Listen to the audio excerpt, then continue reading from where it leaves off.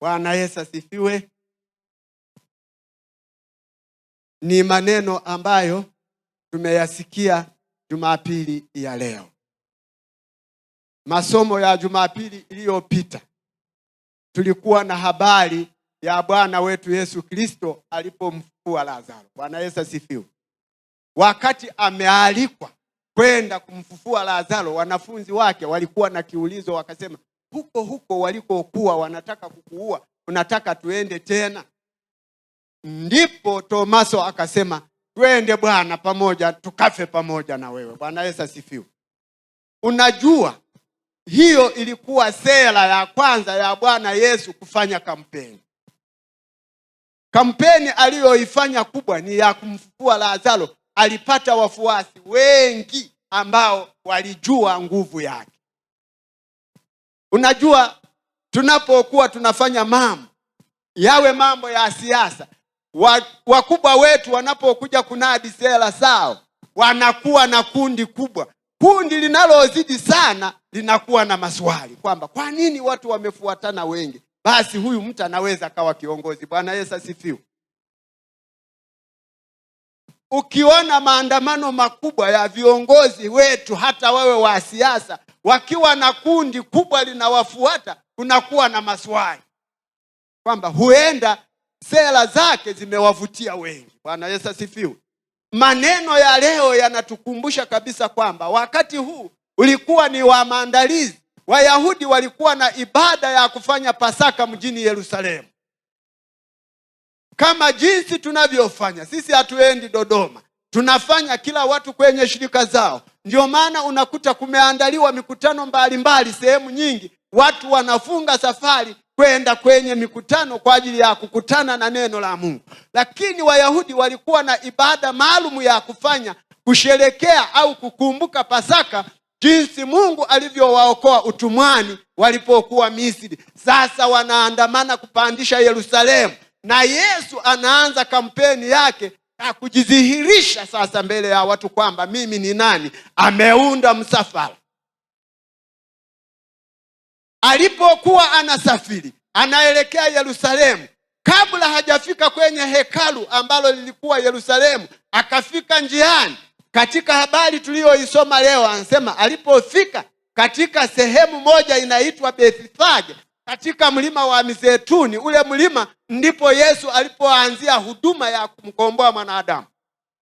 Ndipo mahali ambapo Yesu alipathibitisha alipoenda hata kuomba wakati anaingia kwenye mateso, ni katika mlima huo. Sasa anawatuma baadhi ya wanafunzi wawili kwamba nenda kijiji kinachofuata mkamchukue punda na mwana punda. Ukisoma Biblia ni maandalizi ya maandamano. Sijajua, kulikuwa na jeshi lililopinga, walikataza maandamano yale kwa sababu hawakujua madhara yake, lakini walipoona kundi la watu ndipo wakashituka kwamba mtu huyu sio wa kawaida, hebu tuzuie maandamano. Wakasema wanyamazishe watu hawa wanapiga kelele, kwa sababu waliona ana wafuasi wengi kupita kiasi. Aliwatuma wawili, wakaenda, na utaratibu ulikuwa hivi. Unajua, wakati mwingine ili maandamano yawe ya amani, yana utaratibu wake. Ili maandamano yawe ya fujo, yawe ya vurugu, yana utaratibu wake.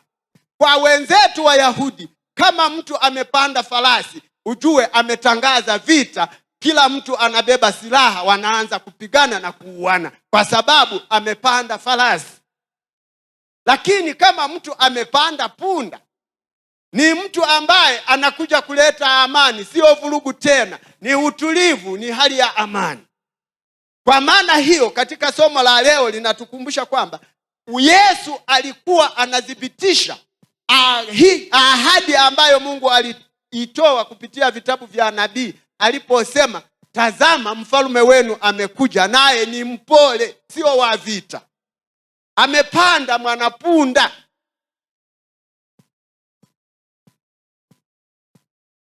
Kulikuwa na kundi kubwa walioshuhudia Yesu alipofanya kampeni zake, alipomfufua Lazaro na kampeni nyingi alizozifanya, walijua nguvu zake, walimfuata nyuma. Wengine walitangulia mbele, kama jinsi tunavyoona kwenye maandamano watu wanavyokuwa na mbwembwe, wanavyopiga kelele, wanaposhangilia jambo. Hebu fikiria wewe unapomuona ndugu yako mnagombania, labda umeomba kula kwamba mimi nikawe kiongozi, lakini uko kwenye kampeni, unaona mwenzako ana kundi kubwa, unaanza kuchukua hatua kwamba huyu atanizidi, huyu atanipita. Kwa hiyo Yesu, neno linadhibitisha kwamba alipokuwa akiondoka sasa kutoka kwenye mlima ule, anashuka Yerusalemu, anatembea, amepanda mwanapunda, watu wakawa wanamshangilia kwa wingi. Wengine walipaza sauti wakisema, Hosana juu mbinguni. Wanasema amebarikiwa ajaye mwana wa Daudi. Kwa nini walitaja Daudi? Kwa nini walitaja jina la Daudi aliyekuwa mfalme wa wana wa Israeli? Ukisoma habari za Daudi mwana wa Yese, ni habari ambazo zinaleta faraja kwa taifa lile. Ukisoma vizuri, ni pale ambapo taifa la wana wa Israeli lilishambuliwa na mataifa jirani. Taifa moja wapo ambalo lilikuwa tishio ni Wafilisti, ambao walikuwa wanawatesa wana wa Israeli. Ndipo siku moja walijaribu hata kumtukana Mungu, kama watu wa mataifa wengine wanavyomtukana Mungu hata leo, kama watu wanavyobeza neno la Mungu hata leo. Alimtukana Mungu. Ndipo Daudi kijana mdogo akajitokeza, alipompiga yule Goliati, taifa lile likawa na uhuru. Basi watu na Waisraeli walitarajia kupata faraja kutoka kwa familia hii. Yesu anaingia Yerusalemu, watu wanashangilia, Hosana juu mbinguni, amebarikiwa ajaye. Ni Yesu Kristo sasa, mwanaume aliyefanya kampeni, anashangiliwa na watu. Watu wanaanza kufikiria kwamba Hosana, neno Hosana lina maana kwa lugha za wenzetu ni kwamba utuokoe Bwana. Maana walikuwa wamezidiwa katika maisha yao, walikuwa wamelemewa na mizigo, wanaomba msaada wa kuokolewa na Bwana wao ambaye ni Yesu Kristo. Ndio maana walishangilia. Wengine walishindwa, wengine wakachukua vitenge vyao wakatandaza njiani, ili kwamba tu punda apite aliyembeba mfalme ambaye ni Masihi, ni mtawala anayekwenda kuwaweka huru wale walioonewa. Wakati huo sasa wanaposhangilia, ndipo sasa Yesu anadhibitisha kwa maadui zake, anajionyesha kwamba mimi ni nani, mjue ipo siku nitateka vyote, vitakuwa chini yangu. Wakaanza kupata shida. Sio wengine, ni viongozi wa dini, ni Wayahudi hao waliokuwemo. Wakaona utawala wa Yesu ni wa tofauti, kishindo alichoingia nacho ni cha tofauti. Wakawa na mashaka, wakaanza kutafuta mbinu ya kummaliza ili watu washindwe kukombolewa. Bwana Yesu asifiwe. Wakamwambia wanyamazishe hao wanapiga kelele. Bila shaka watu wa Mungu, unapokuwa kwenye maandamano au hujawahi yapatia maandamano. Inakumbuka siku moja, kuna sehemu zingine hata maandamano haya sisi walituambia tunasoma shule, tuko mbali pale Kalembo. Sasa wakasema anakuja baba wa taifa, kipindi kile ni rais Mwalimu Julius Kambarage Nyerere. Wakasema wanafunzi wote tunaandamana kwenda wapi? Malangali. Kutoka Malangali, kutoka Kalembo kwenda Malangali uchukue hatua, ni mbali. Kwa sasa huwezi ukamkuta mtu anatembea hapo. Akasema ni mbali, siendi. Lakini tulikuwa na furaha kama tumepewa zawadi. Tulipofika mahali pale, cha kwanza tulishangaa tu magari. Tuliposhangaa magari, ndipo kiongozi mmoja alijitokeza akasema, mkishaona ishara fulani, kila mtu ashike matawi, anyanyue juu, muanze kutaja jina la yule.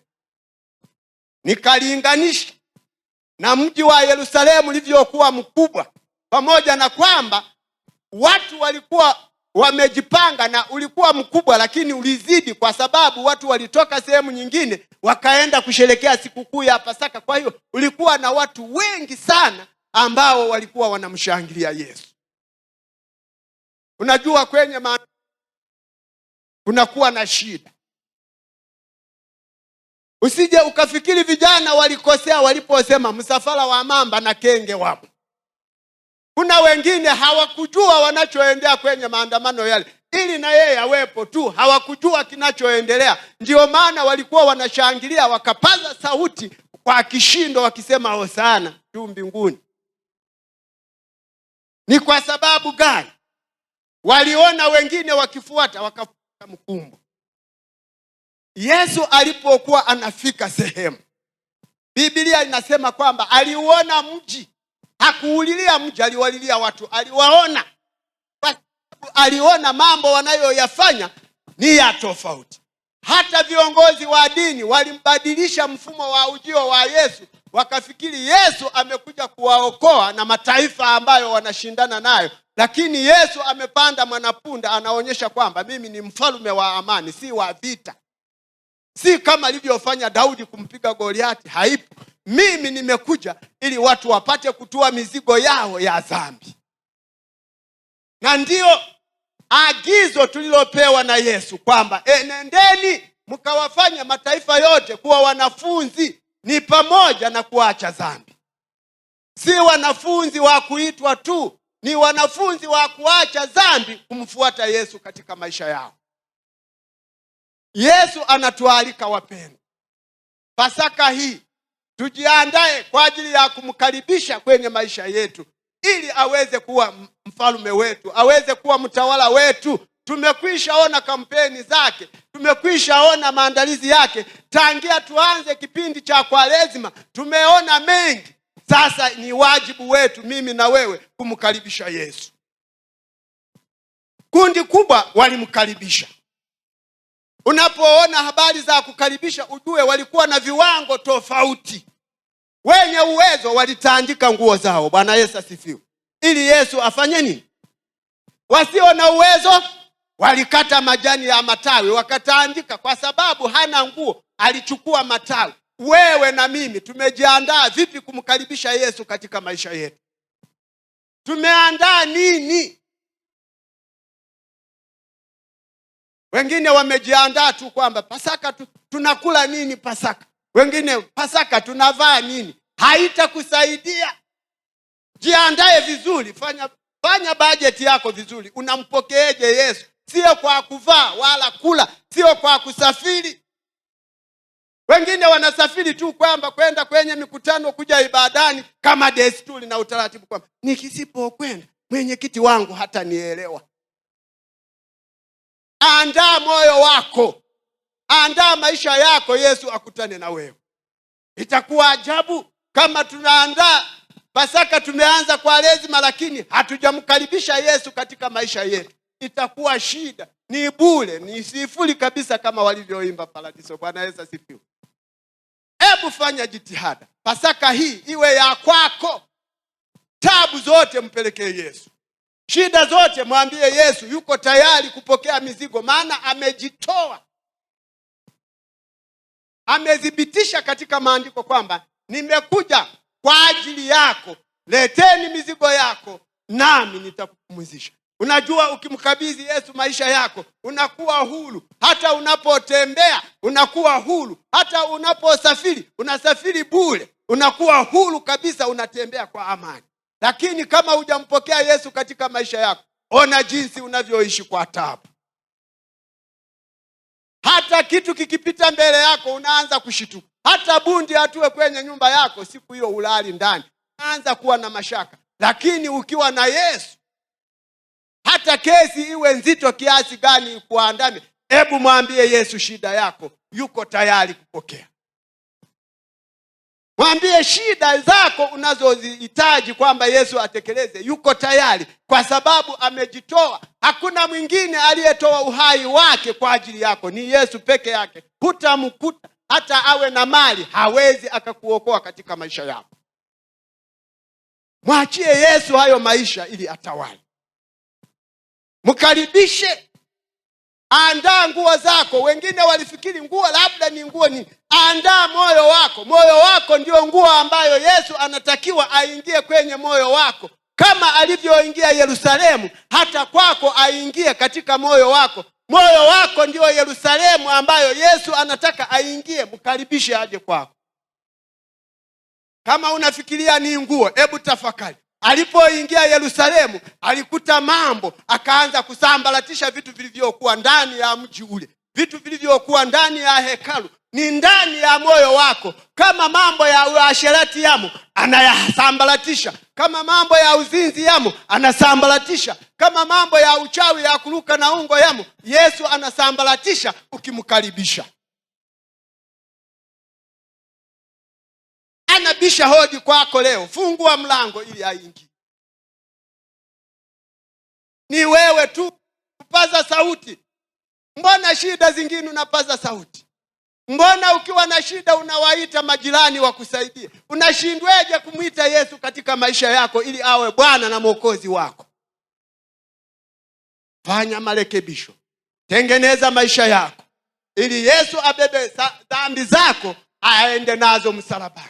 Usirudie tena kutenda yale ambayo umemkabidhi Yesu. Akisha kukusaidia, usirudie tena kutenda ili uishi salama. Mungu akusaidie, mtumishi wa Mungu. Unapojiandaa kwa ajili ya Pasaka ya Jumapili, kwa ajili ya kupokea damu ya Yesu Kristo ambaye aliimwaga kwa ajili yako, uandae moyo wako ili aweze kukutana na wewe. Mwambie Yesu, kutana na haja ya moyo wangu, akusaidie. Mateso ulionayo, mwambie Yesu, yanatosha. Mapito uliopitia yanatosha. Majina ulioitwa yanatosha. Uitwe jina lingine. Kuna watu wana majina, si hiari. Sio kwa hiari, ni sifa. Wanaitaga sio majina, ni sifa. Lakini wanavyoyachukia, hata wenyewe wanayachukia. Hivi anayeharibu ndoa za watu, au mzinzi, we malaya, njoo hapa, hivi anafurahi? Kwa nini anachukia? Kama ingekuwa ni jina, kwa nini anachukia jina lake? Sio jina, ni sifa. Sifa watu wengi hawazipendi. Bwana Yesu asifiwe. Ni maana ya sifa. Yesu amekuja kutusafisha. Yote haya atayasafisha ukiwa tayari, ukimwambia Yesu, niko hapa. Yesu yuko tayari kuwasamehe. Yesu yuko tayari kubeba mizigo. Haijalishi umefanya dhambi nzito namna gani. Haijalishi umetenda dhambi kubwa namna gani. Mwambie Yesu. Ili usimwambie mwanadamu. Ukimwambia mwanadamu, ndio maana hata useme mimi nina ugonjwa huu, utalipuliwa hela kubwa, unashindwa hata kupata. Kwa sababu umemwambia mwanadamu. Mwambie Yesu. Yesu yuko tayari kukusamehe bure. Maana amekuja kwa amani. Hajaja kwa vita, amekuja kwa amani. Mungu akusaidie na Mungu abariki neno lake.